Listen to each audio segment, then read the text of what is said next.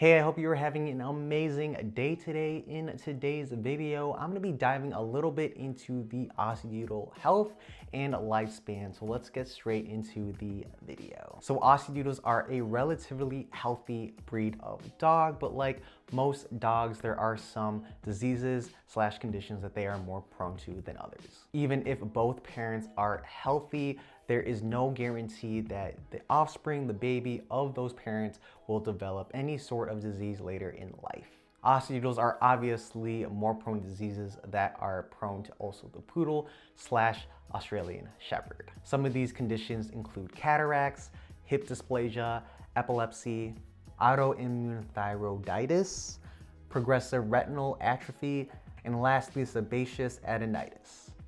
Hopefully I said the last one correctly. In terms of their lifespan, Aussiedoodles generally live up to 12 years of age, and a general rule of thumb is that smaller dogs, they tend to live longer, while larger dogs tend to live shorter comparatively to smaller dogs. So what I mean by that is that if you have a mini or a toy Aussiedoodle, odds are they will live a little bit longer by a couple years than, let's just say, a standard or a large Aussiedoodle. And this just doesn't apply to Aussiedoodles, generally, again, across all types of dogs. So you might be asking yourself, what can I do to prolong my dog's life? Because at least for me personally, I don't want Jackson to live forever, even past when I die, but obviously that is just not the unfortunate truth. So here are 5 ways you can really prolong and keep your dog healthy so that they can live longer. Number 1, make sure to give your dog some exercise, and with that, exercise in moderation.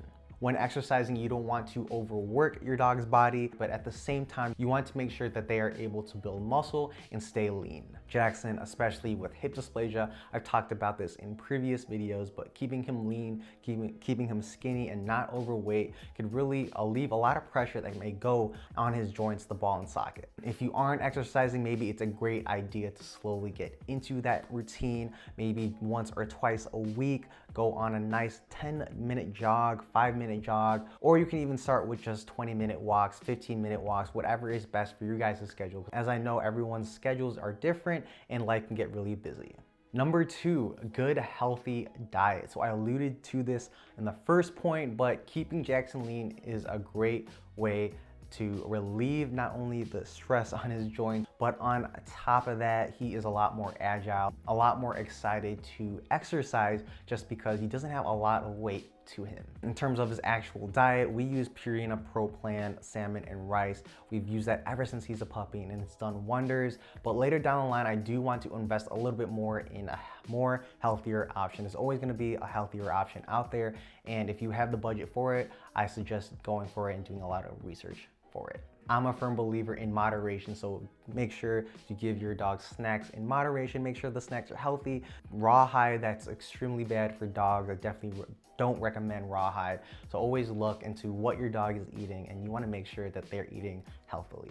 Number 3, if your dog has a disease or a condition, make sure to actually treat it and don't ignore it. If your dog was diagnosed with a disease and condition at a very young age, odds are they might not show symptoms right away, but you don't want to ignore that. Later in life, they will obviously be in pain, they'll be uncomfortable as their body ages, so it is imperative that you really treat it early on, so later in life they're not in absolute pain and very uncomfortableness. So right now, again, Jackson does have hip dysplasia, and I've been giving him daily glucosamine, and also on top of that, exercising him in moderation so that later in life it won't be too uncomfortable with him if he develops arthritis or anything like that. Number 4, this is a little reminder, make sure you play and give attention to your dog. I know our lives can get really busy day to day and time can go by really fast, but all the dog really wants is to play and bond and connect with their owners, and ultimately a happy dog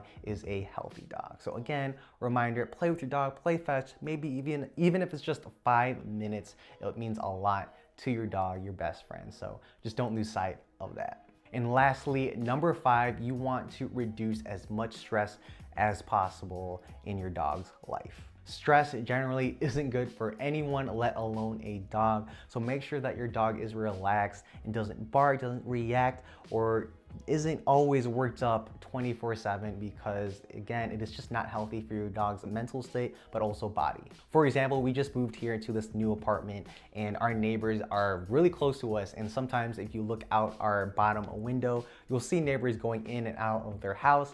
And Jackson, being so new to the area, he is very reactive towards it. So he would tend to bark. He would bark at them. He'd either be scared, he'd either be anxious because of them. So what I ended up doing was just closing up the blinds. And ever since then, he hasn't barked because he hasn't seen them.